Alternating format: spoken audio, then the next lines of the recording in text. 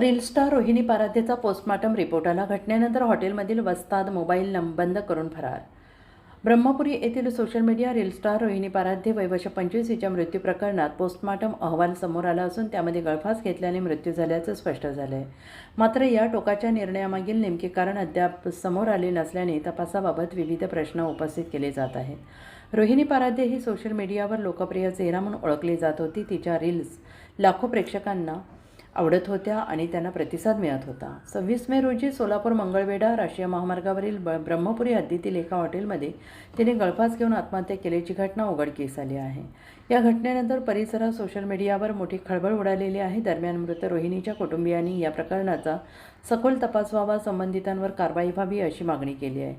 कुटुंबियांनी अनेकदा मंगळवेढा पोलीस ठाण्याशी संपर्क साधून अद्याप गुन्हा दाखल करण्यात आलेला नसल्याचा आरोप केला आहे. त्यामुळे रोहिणीच्या मृत्यूमागील सत्य समोर येणार का असा सवाल उपस्थित होतो आहे.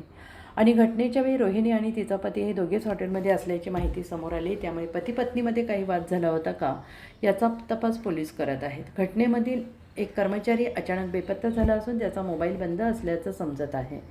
संबंधित व्यक्ती मूळची कर्नाटक राज्यातील असून तिचा शोध सुरू असल्याची माहिती मिळते आहे. पोलिसांनी रोहिणीच्या वडिलांसह तिच्या पतीचा जबाब नोंदवला आहे. तसेच रोहिणी आणि तिच्या पतीचे मोबाईल जप्त करून कॉल डिटेल रेकॉर्ड तपासले आहेत.